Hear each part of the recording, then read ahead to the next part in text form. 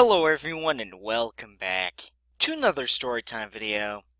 Today I am going to be talking about the time I spent at a private school.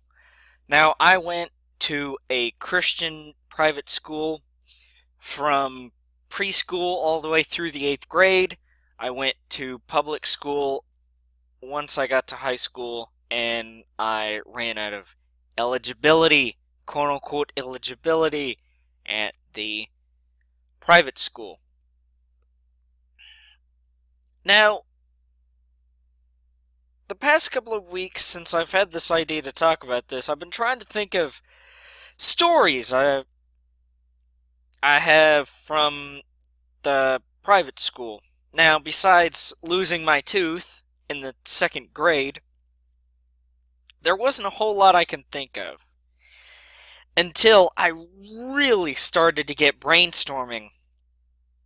And I could probably tell you guys a few good stories. But from my experiences, private school isn't that much different from public school. Sure, you might get richer kids, because you have to pay to be in private school versus public school. You don't really need to be. You don't really need to pay. And don't even ask me how much it was per year, because I never really asked my parents that, and I don't really care to ask them that, even if they remember. All I know is that from preschool through the 3rd grade, we had one principal, and 4th grade through 8th grade, we had another principal there. And in the last 5 years of, well, the last 5 versus the first 5, the last 5, the tuition to go there, I don't know if it skyrocketed, but it was more expensive. So that's when that's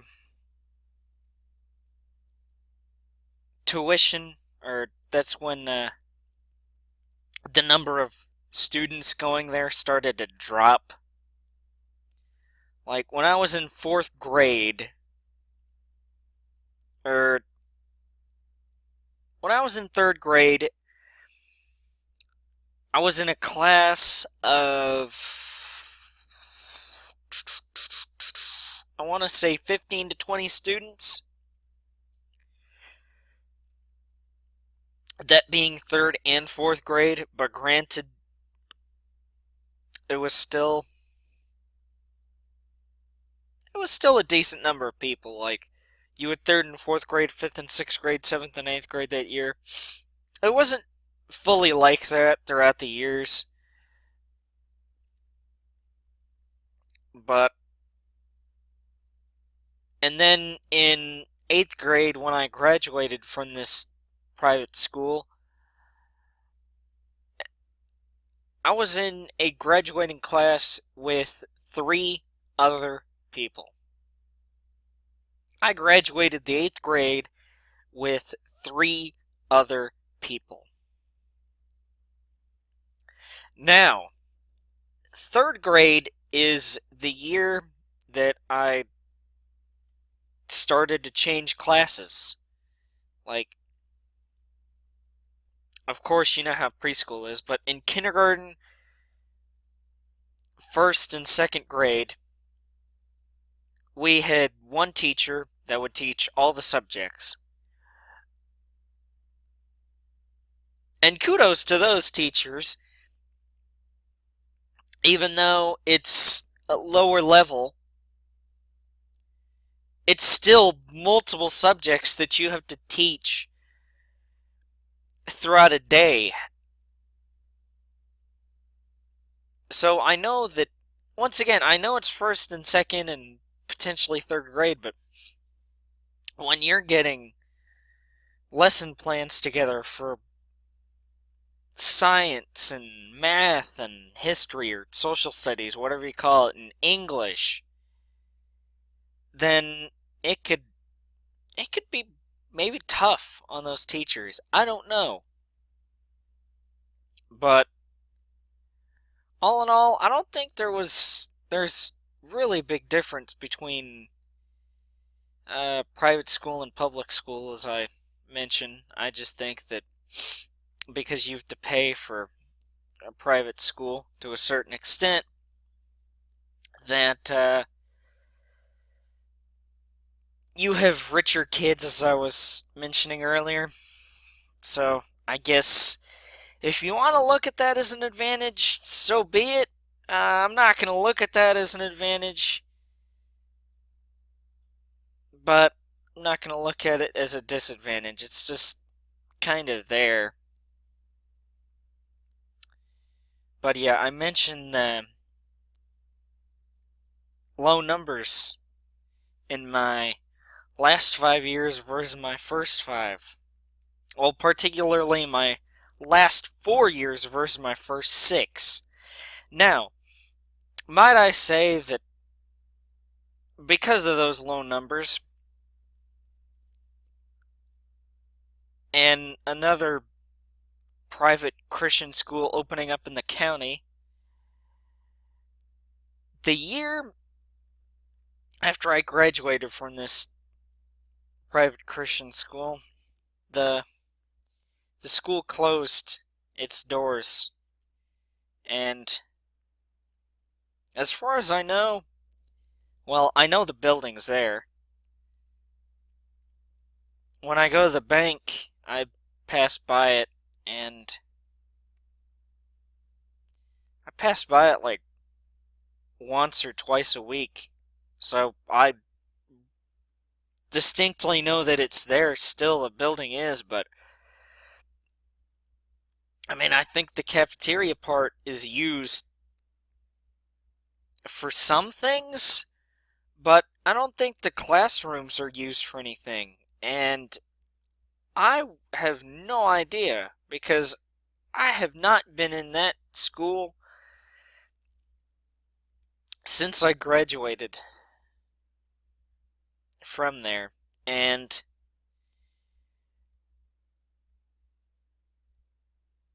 uh oh yes, I almost forgot. So, in addition to that, since it was a private Christian school, there's a church right next to it, and every Tuesday at like 9 or 9:30, we would go and have a half hour or hour. It depended on if a religious holiday was going on, like Good Friday. Well, Good Friday, we weren't even in school. What am I talking about? If it was a day like Ash Wednesday, for example, that service was an hour. And when I was in my younger years there, it was hard to sit through a session of an hour-long session there. So, but before I end it off, too, I might as well say that we had to wear uniforms, too. Now, basically, whenever it was a non-mass day, we had these. We could either wear red, although red was the primary color, or white. And this is boys first. But for boys, it was red or white. I normally wore red. Most everyone normally wore red, but white was okay. Basically polo shirt with just the two buttons, with the school's logo. on the basically where your heart is, and then navy blue pants, and you could wear shorts, and I do somehow remember this distinctly, but you could wear shorts starting in the school year up until November 1st, I think. I just said I remember distinctly. I think it was November 1st. Yeah, it was November 1st at the start of the school year, and then I remember this distinctly. It was April 1st. You could wear shorts again at the end of the school year. I don't know why you couldn't wear shorts in March, because where I live, it's kind of warm in March. But then again, today was only a 70-degree day. Some people would think that that's really cold. Some people would think that that's really hot. For me, it's just fine. I'm on the grass today, and I didn't even break a sweat. But that's not the point. You could wear pants any time of the year, but if you wore pants in the middle of May, I mean, that's on you. That's on you. And then girls wore basically the same type of shirt and pants. But if it was a church day, well, I think they always wore pants. I don't quite remember. I mean, I didn't really pay attention to what the girls were wearing. But I know for mass days, boys had to wear a white button-up shirt, a tie, and then their navy blue pants. And then girls had to wear a skirt that day, and a white shirt, and then these kind of, I don't know what to call them. They wore it almost looked like an apron, kinda. I don't know. If you know what I'm talking about, then tell me. Because I don't know. I didn't care to learn the name of that. I'm a boy, I didn't have to wear that. But, yeah. Just as I said, overall, I don't think it was really different, other than the fact that I had to wear a uniform. In public school, the first couple of years of high school, I could only wear solid color shirts, and then in my junior year, I could wear anything patterned. So, of course, I wore some flannels my junior year, especially when when it got cold, I was like, well, heck, I'm going to wear some flannels. And then plaid's my favorite pattern, so of course I have some button-up plaid shirts. And then in senior year, we could wear whatever we wanted. So, I guess that's the main difference between public school and private school. I don't know, those are just my experiences with private school. Just as I said at the beginning, I have plenty of stories to run through. It's just a matter of getting my memory jogged on some of them. Some of these stories, it's been a long time. I mean a long time. But yes, without further ado, I'm going to stop rambling now. And so yes, guys, I do believe that will do it for this storytime video. And till next storytime video, I will see you later. Goodbye, guys! Thank you all for watching.